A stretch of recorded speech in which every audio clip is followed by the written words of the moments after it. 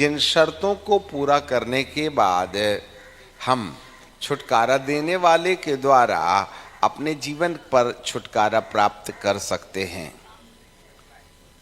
और यदि हमने उन शर्तों को पूरा नहीं किया तो हमारे जीवन पर छुटकारे की अनुभूति यदि नहीं हुई तो प्रभु के द्वारा दिया जाने वाला छुटकारा उसके ही पास रह जाएगा और वह हमारे पास नहीं आएगा।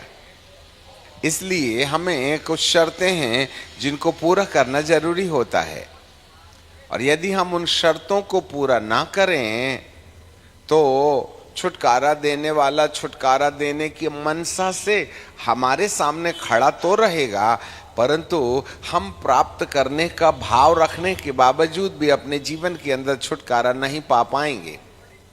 और यही एक सबसे बड़ा कारण है, बहुसंख्यक लोग अपने जीवन के अंदर परमेश्वर पर आशा लगा के रखते हैं कि वह तुम्हें चंगाई दे देवे, छुटकारा दे देवे, इसलिए हम उसके दरबार में दरवाजे में खटखटाते और उससे प्रार्थना निवेदन उपवास करते रहते हैं, जबकि उसको जो छुटकारा पाना चाहता है उसके अंदर जो भाव है ना, जो मन है ना, उससे ज्यादा बेचैनी और व्याकुलता प्रभु को आपको छुटकारा देने के लिए है। क्योंकि बाइबल बोलती है, क्या तुम नहीं जानते कि तुम परमेश्वर के मंदिर हो और परमेश्वर का आत्मा तुम पर वास करता है, और मैंने तुम्हें अपने लहू के द्वारा खरीद करके रखा है।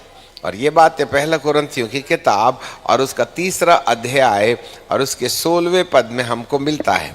Book of 1 Corinthians chapter 1 and verse 16 है, जहाँ आपने कईयों बार इस बात को पढ़ा है।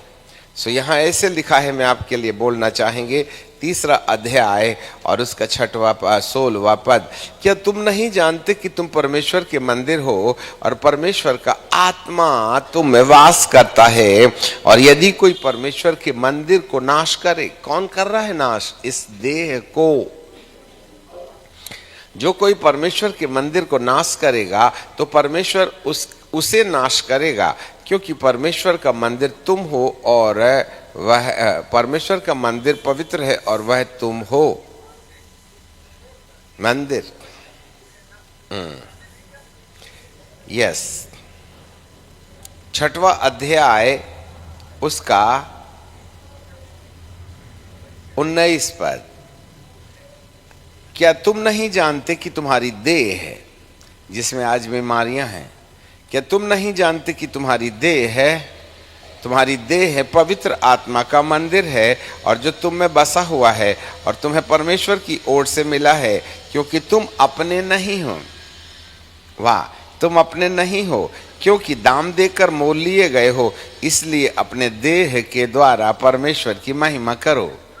तुम दाम देकर के मोल लिए गए। हमारा शरीर, जब प्रभु हमको खरीद लेता है तो संपत्ति प्रभु की हो जाती है, और जब कभी कोई संपत्ति प्रभु की है तो उसकी देखरेख करना उसकी जवाबदारी है। इसलिए जो बीमार हैं, जो निराश हैं, जो थके हुए हैं, सब लोग ध्यान दें। जो अपने जीवन में छुटकारा पाने की लालसा रखते हैं, उनके अंदर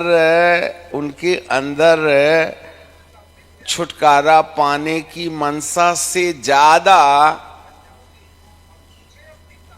प्रभु के हृदय में हमको छुटकारा देने का मन है।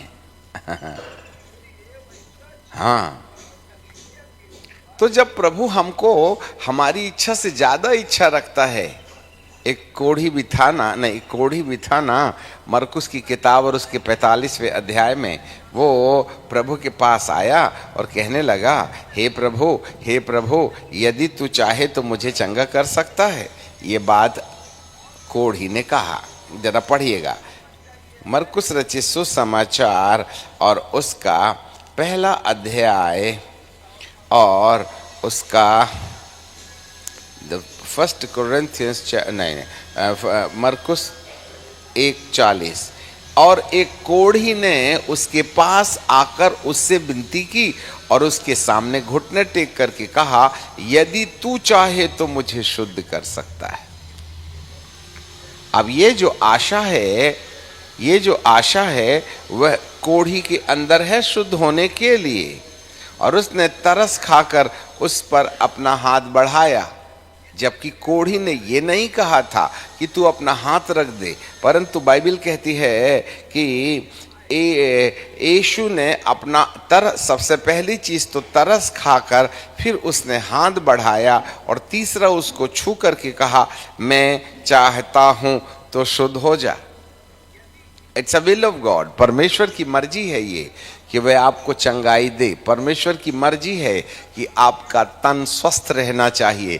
परमेश्वर की मर्जी है कि आपका परिवार तंदुरुस्त रहना चाहिए। परमेश्वर की मर्जी है कि आपका व्यापार ठीक चलना चाहिए। परमेश्वर की मर्जी है कि आपके रिश्ते ठीक रहना चाहिए। परमेश्वर की मर्जी है कि आप प्रसन्न रहना चाहिए। परमेश्वर की मर्जी है कि वो जिन भी प्रतिज्ञाओं को उसने हमें व्यवहारिक रूप में अनुभव में लाने के लिए दिया है, वह आपके जीवन का व्यवहारिक अनुभव होना चाहिए। यह है उसकी इच्छा। पर समस्या ये बनी है कि उसकी इच्छा है हमको चंगाई देने की, पर चंगे क्यों नहीं हो रहे हैं। हमको धन नहीं देता, वो आशीषित करता है जिससे कि हम अपनी आवश्यकताओं को पूरा करता हुआ देखें। तो ऐसा होता क्यों नहीं है। उसने कहा, मैं शांति का राजकुमार हूं, तो हमको शांति रहती क्यों नहीं है। उसने कहा, मैंने तुम्हारी दुर्बलताओं को उठा लिया है, तो हम दुर्बलता में रहते क्यों हैं। यही तो विषय है। वो तो सबको चंगाई देना चाहता है, वो सबको आशीषित करना चाहता है, क्योंकि उसने हमको खरीदा है। We are his property. और जब उसने अपने दाम देकर के हमको खरीद ही लिया है, तो यह उसकी चिंता है ना।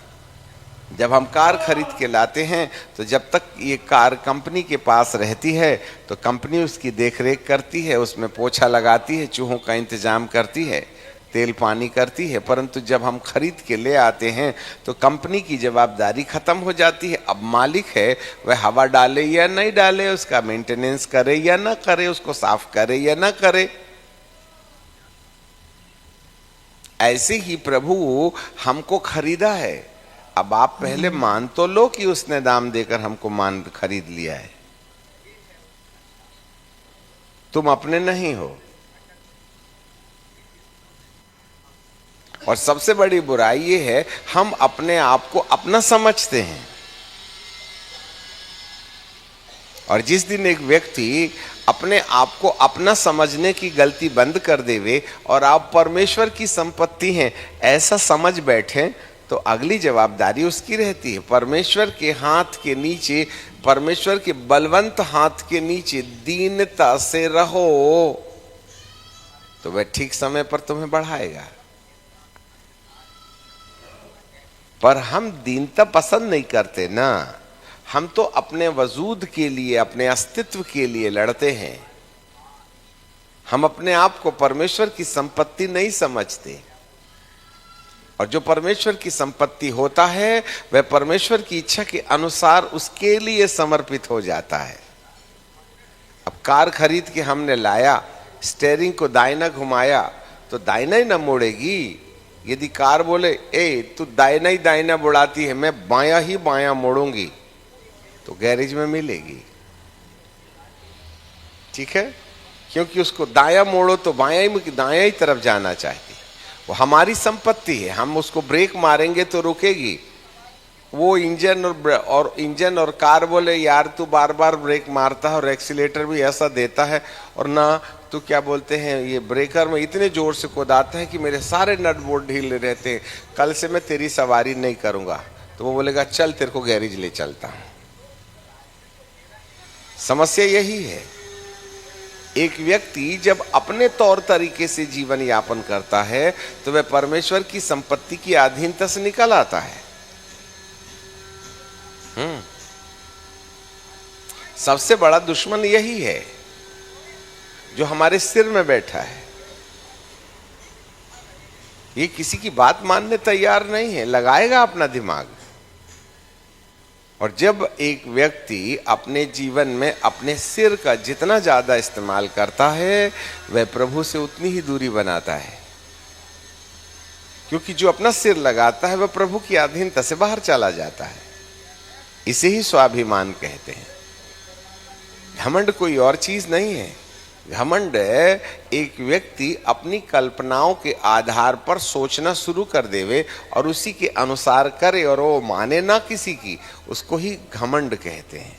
और वह घमंड के कारण अकेले में आंसुओं में रहता है। गर्व के कारण मैं तुम्हारे लिए आंसू बहाते रहूंगा और उसको कोई नहीं पहुंच पाएगा। दुश्मन बाहर नहीं है, दुश्मन अंदर है। और जिसने दुश्मनों के ऊपर विजय नहीं पाया, दुश्मनों का शब्द इस्तेमाल किए, तो पहला दुश्मन हमारे अंदर रहता है। जिसने लूसीफर जैसे पवित्र स्वर्गदूत को शैतान में बदल दिया, तो जो लूसीफर को शैतान में बदले तो शैतान का बाप ही ना हुआ वो। और वही है, हमें किसी की सुनने की आदत है नहीं। किसी की बात बोले तो उसको चिंतन करने के लिए रुक नहीं सकते, अपनी हेकड़ी में खड़े रहते हैं। ये देहाती शब्द हेकड़ी है ना। और जब गधा को चलना नहीं रहता तो दोनों टांगों को ऐसे फैला लेता है, मार दिया ब्रेक, अब तुम ढकेलते रहो। हाँ, हम भी ऐसे हो जाते। तब समस्या का सिलसिला शुरू हो जाता है। जो व्यक्ति जितना चतरा होता है, जो व्यक्ति जितना ज्यादा दिमाग खर्च करता है, वह भूतों को उतना ही ज्यादा न्योता देता है। और इस गंध के द्वारा दुष्ट आत्माएं हमारे करीब आ जाती हैं। वह अभिमानियों का सामना करता है और दीनों पर दया करता है। एक व्यक्ति को दीन बनना एक महायुद्ध है, जो उसके मैं नाम के व्यक्ति से उसको अंदर ही लड़ना होता है। इसलिए प्रभु कहते, तुम अपने नहीं हो तो किसके हो? मेरे हो। और जो कोई मेरी प्रॉपर्टी को बर्बाद करेगा उसको मैं कर दूंगा बर्बाद। तो हम लोग ये क्या बोलते हैं, अरे वाह हे प्रभु मैं तेरा हूं, मुझे नाश करने वाले उनका ठिकाना लगा दे। प्रभु कहते हैं, तू बोल तो रहा है कि मैं तेरा हूं, पर तू मेरे हिसाब से चलता क्या? मैं बोलता बैठ जा तो तू लेट जाता, मैं बोलता आ तो तू चले जाता। ऐसे समय में तू मेरा नहीं ना हुआ है। एक बार मेरा तो होके देख, बाकी निपटाना मेरा काम है ना। हालेलुया। हम अपने नहीं हैं। और जो अपने लिए जीने लगता है, प्रभु उसकी खैर खबर नहीं रखता है। और जो प्रभु के लिए जीता है, उसकी खैर खबर रखना उसका काम है, क्योंकि हम उसके हैं, क्योंकि उसने हमको खरीद लिया है। वो चाहता तो है अपना हाथ बढ़ाए, और वो ये भी चाहता है कि मैं चाहता हूं कि तू चंगा हो जाए।